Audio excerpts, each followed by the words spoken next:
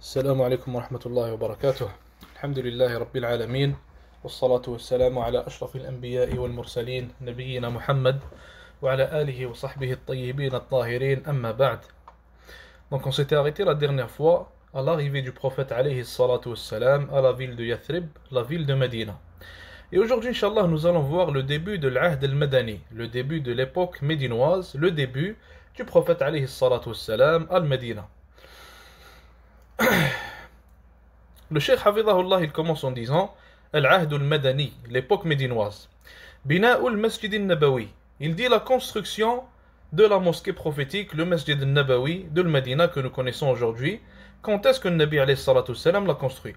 Il dit ici أول خطوة خطاها رسول الله عليه الصلاة والسلام عند مقدمه المدينة هي بناء المسجد النبوي، واختار له المكان الذي بركت فيه ناقته، فاشتراه من غلامين يتيمين كانا يملكانه، وأسهم في بنائه بنفسه فكان ينقل اللبن والحجارة. Donc le prophète alayhi salatu wassalam, la première des choses qu'il a commencé par faire alayhi salatu wassalam en arrivant à Medina, c'est qu'il a choisi un endroit pour la mosquée qu'il allait bâtir sallallahu alayhi wa sallam. Et il a choisi un endroit où son chameau s'était arrêté. Il a décidé de commencer à bâtir la mosquée à cet endroit-là. Et cet endroit-là appartenait à deux orphelins. Donc le prophète alayhi salatu wassalam a dû l'acheter d'eux.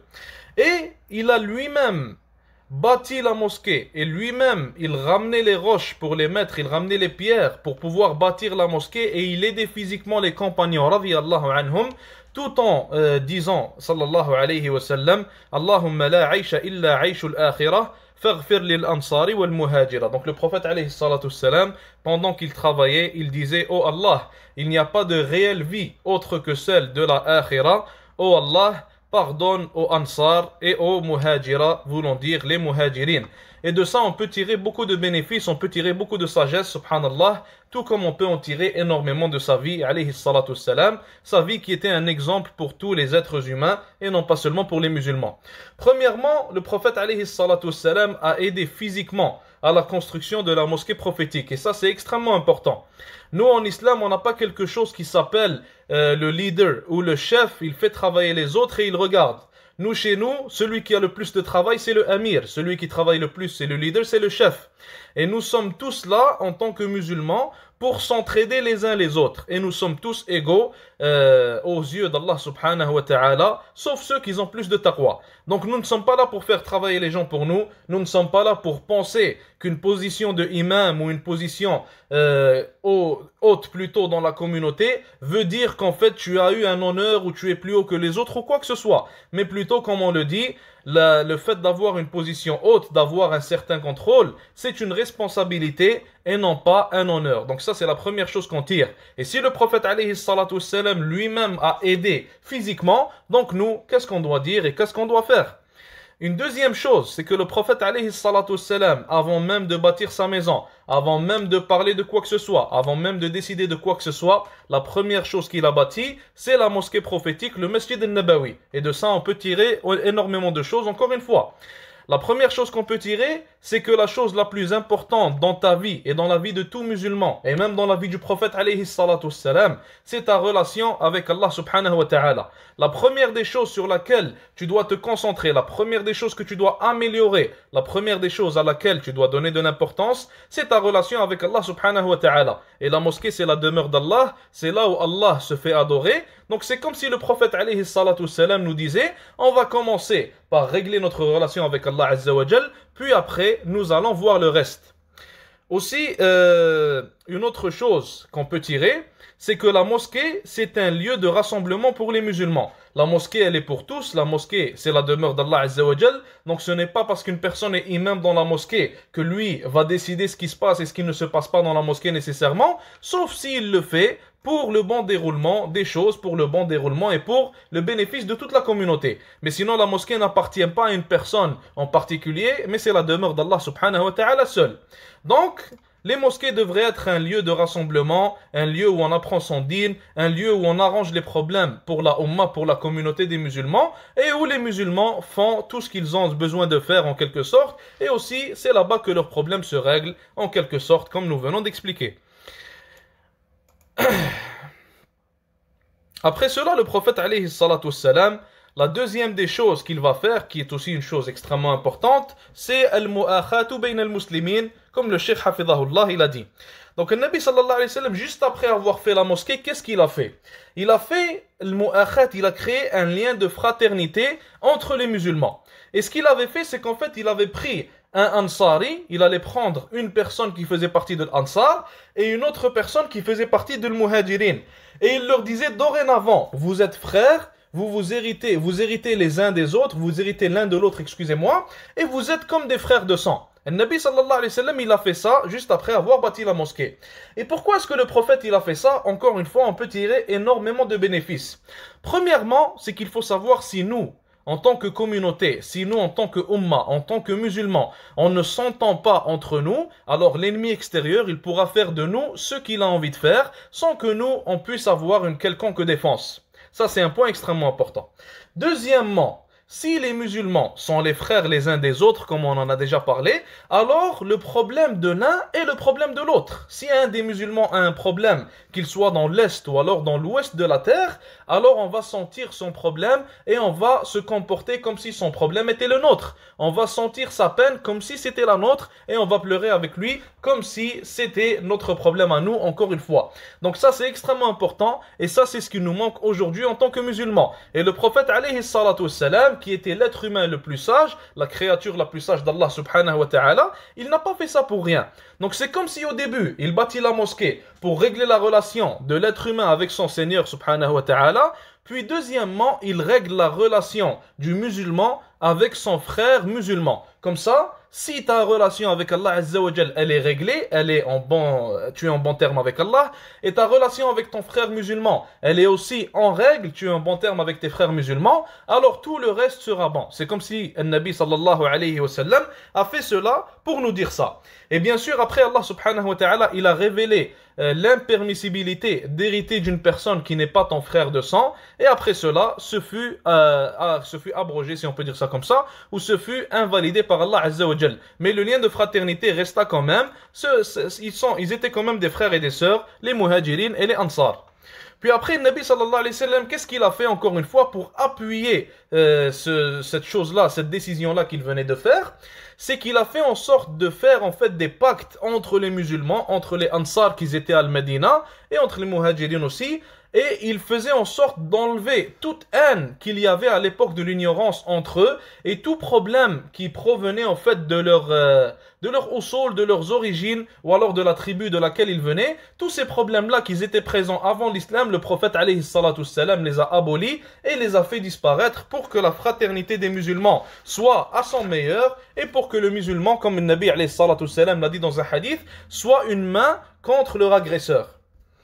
Puis après cela, il y a eu une autre étape importante dans l'histoire des musulmans qui est arrivée, un autre événement important, c'est que Quraysh, il n'avait pas aimé le fait que le prophète alayhi salatu salam était parti.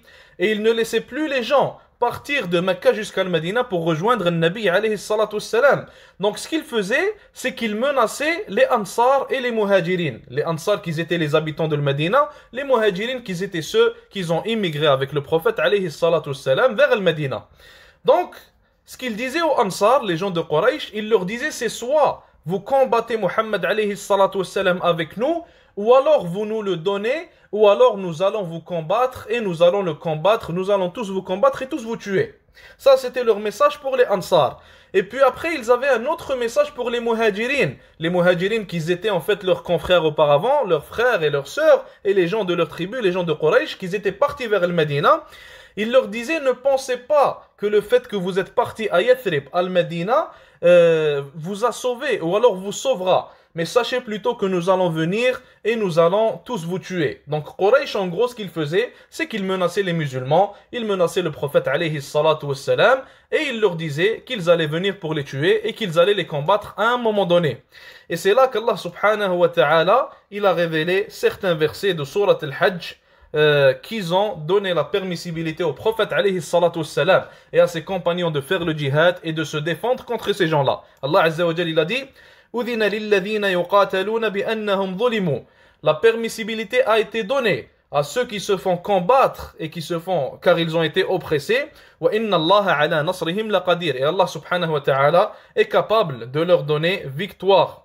Donc Allah Azza wa Jalla a révélé ces versets-là, il a donné la permissibilité aux musulmans de se défendre et de combattre leurs ennemis qui les menaçaient, donc Quraysh. Puis après cela, il y a eu certaines sarayas, il y a eu certaines expéditions, certaines sarayas, comment on peut dire ça, certains petits groupes armés envoyés par le prophète alayhi salatu wassalam, et il y a eu certains événements avant la grande bataille de Badr. La première sariya qui est arrivée, le premier groupe armé qui allait faire un combat, c'était Sariyat Sayf al-Bahr, la Sariya de Sayf al-Bahr.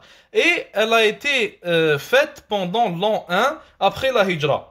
Et la personne qui était à la tête de ce petit groupe-là, c'était Hamza ibn Abd al-Muttalib radiyallahu anhu, qui a été envoyé par le prophète alayhi salatu wassalam. Et il faut savoir que quand il y a en fait une petite expédition qu'on appelle Sariya, on l'appelle Sariya si le prophète alayhi salatu wassalam n'était pas à sa tête. Mais quand le prophète alayhi salatu wassalam était à la tête de la conquête, alors on l'appelle une Ghazwa et non pas une Sariya. Après cette première Sariya, il y en a eu une autre. En l'an 1 après le Hijra, la même année, c'était Sariyatu Rabigh. Et c'était une Sariya, il y avait encore une fois, non, ça c'était pas Hamza qui était à la tête, mais c'était plutôt Ubayd ibn al-Harith ibn Abd al-Muttalib radiyallahu anhu. Donc, encore une fois, le Nabi alayhi salatu wassalam a envoyé une deuxième Sariya. Il y en a eu une troisième encore, Sariyatul Kharrar, dans la même année. Et à la tête, on avait Sa'd ibn Abi Waqqas radiyallahu anhu, le compagnon connu, le compagnon honorable Sa'd ibn Abi Waqqas. Après, on a eu Ghazwatul Abwa ou Waddan, la Ghazwa de l'Abwa, qu'on appelle aussi la Ghazwa de Waddan. Et cette fois, c'était le prophète alayhi salatu wassalam lui-même qui était à sa tête. Et c'était en l'an 2 après le Hijra. Et le Nabi alayhi salatu wassalam, c'était la première Ghazwa qu'il faisait, salawatu rabbi wa salamuhu alayhi. Et celui qui tenait l'étendard qu'on appelle le liwa, c'était l'oncle du prophète alayhi salatu wassalam, Hamza ibn Abd al-Muttalib radiyallahu anhu wa an jami' as-sahaba.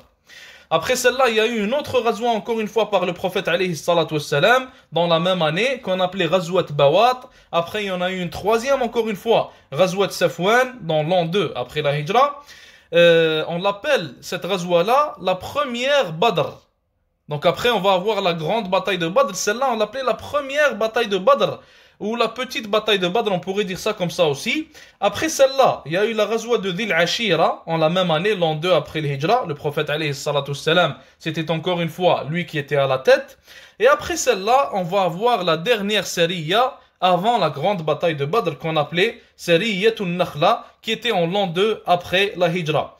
La personne qui était à la tête cette fois, c'était Abdullah ibn Jahsh, et il avait 12 hommes avec lui. Les 12 faisaient partie des Muhajirin, et ils ont tué dans cette série-là, Amr ibn al-Hadrami, et c'était la première personne qui se faisait tuer par les musulmans. Il faisait partie des gens de Quraysh. Et ils ont ramené aussi, en tant que captifs, en tant que prisonniers avec eux, Uthman ibn Abdullah ibn al-Mughira, Al-Hakam ibn Kaysan, Mawla ibn al-Mughira, et c'était les deux premiers prisonniers qui ont été emprisonnés par les musulmans. Et ces sarayas-là, ces conquêtes et ces petites sarayas-là, il faut savoir qu'elles avaient des buts bien spécifiques. Et le cheikh, il en parle ici, il dit Ahdafuha, il dit parmi les buts de ces sarayas-là que le prophète alayhi salatu wassalam envoyait, le premier but c'était l'istikhshaf wa ta'arrufu ala al-turuq al-muhita bil-Madina wa al-masalik al-mu'addiyati ila Makkah. Il faut savoir que les musulmans, les muhajirin, étaient nouveaux à Medina, donc ils ne connaissaient pas bien le terrain. Donc le premier des buts de ces sarayas-là, de ces petites expéditions-là, c'était de connaître un peu le terrain et de voir en fait quelles sont les routes qui mènent vers Mecca et font ramener de Mecca aussi. Ça, c'était le premier but. Deuxièmement, quand ils faisaient ces expéditions-là, ils voyaient quelles étaient les tribus qui étaient à côté de Medina. Donc ce qu'ils pouvaient faire en fait, c'était de faire des pactes avec ces tribus-là. Comme ça, ils ne vont pas être un obstacle entre eux et entre une éventuelle bataille avec Quraysh. Troisièmement, un but très important, c'était de faire peur aux mouchriquines qui étaient à Al-Medina et aux Arabes, les Bédouins qui habitaient à l'extérieur de Al-Medina, et de leur montrer en fait la force des musulmans et le nombre des musulmans et l'activité des musulmans. Comme ça, ils ne pensent même pas à les attaquer ou à leur causer un quelconque mal. Quatrièmement, le fait de faire peur à Quraysh aussi, surtout ce qui était relié à sa tijara, au commerce de Quraysh. D'ailleurs, ça va être ça la cause de la première bataille, qui est la bataille de Badr, la grande bataille de Badr. C'était en fait, le quatrième but, c'était en fait de faire peur à Quraysh pour ce qui était de son commerce, pour lui faire sentir que les musulmans pouvaient lui couper la route de son commerce et ne pas les laisser avoir de l'argent pour combattre les musulmans avec. Aussi, ce qu'on tire de ça, en fait, ou ce qu'on doit expliquer à propos de ça, beaucoup de gens viennent, subhanallah, et pensent que le fait que le prophète, alayhi salatu wassalam, a envoyé des gens couper la route du commerce à Quraysh, c'est une shubha. Ils pensent que ça, c'est une chose contre l'islam, c'est une chose qui ne se fait pas, etc., etc. Alors que, subhanallah, de par leur hypocrisie habituelle, ils ne citent jamais le fait que tous les pays aujourd'hui se font du combat relié en fait à l'économie, un combat économique. La première des choses que les États-Unis font, par exemple, quand elles ont un problème avec un autre pays, ils vont lui mettre des amendes, ils vont lui couper la tijara, ils vont couper le commerce avec lui, ils vont lui faire une pression économique, comme ils le font avec tous leurs pays, comme ils l'ont fait avec la Russie, comme ils l'ont fait avec l'Afghanistan. Et ce n'est pas seulement les États-Unis qui font ça, mais plutôt tous les pays du monde font ça. Donc le prophète alayhi salatu wassalam, quand il le fait, il n'a pas le droit de le faire, et quand, subhanallah, tous ces pays-là le font, on ne dit rien et on ferme les yeux. Et ça, c'est comme on a dit, leur hypocrisie habituelle, subhanallah, leur hypocrisie qui ne finit jamais. Mais ce qui est plus triste, en fait, c'est pas ces kuffars qui viennent attaquer l'islam, car eux, c'est ça leur travail. Mais ce qui est triste, c'est les musulmans qui tombent à n'importe quel piège, subhanallah. N'importe quelle chose qu'on te dit contre l'islam, tu crois vraiment que c'est une mauvaise chose? Il n'y a pas de mauvaise chose contre l'islam. Alhamdulillah, nous, notre religion, elle est là depuis 1400 ans. Les gens ont essayé de l'attaquer depuis 1400 ans et personne n'a réussi. Donc nous, on n'a rien à craindre, on est sur la voie de vérité. Mais les musulmans devraient comprendre leur religion, connaître leur religion, excusez-moi, avoir un peu de logique et ne pas tomber dans n'importe quel piège. C'est tout à fait normal, s'il y a une guerre entre deux pays, qu'ils se mettent de la pression économique. C'est tout à fait normal, comme on a dit, et il n'y a rien de mal à cela. Après cela, Allah subhanahu wa ta'ala, après avoir révélé la permissibilité de se défendre pour les musulmans, Allah azza wa jal a révélé l'obligation de combattre cette fois-ci, et c'était dans Surat al-Baqarah, verset 190. Et c'était juste après la sariya de Abdullah ibn Jahsh, la dernière sariya de laquelle on a parlé. Allah azza wa jal, il a dit وَقَاتِلُوا فِي سَبِيلِ اللَّهِ الَّذِينَ يُقَاتِلُونَكُمْ وَلَا تَعْتَدُوا. Et combattez dans le sentier d'Allah ceux qui vous combattent, et ne les oppressez pas, n'oppressez pas, ou alors ne dépassez pas vos limites. Inna Allah la yuhibbul mu'tadin. Car Allah n'aime pas les oppresseurs. Surat al-Baqarah, verset 190. Et avec ça, on finit pour aujourd'hui, Inch'Allah. Jazakumullahu khair. Wassalatu wassalamu ala rasulillah wa ala alihi wa sahbihi wa man walah.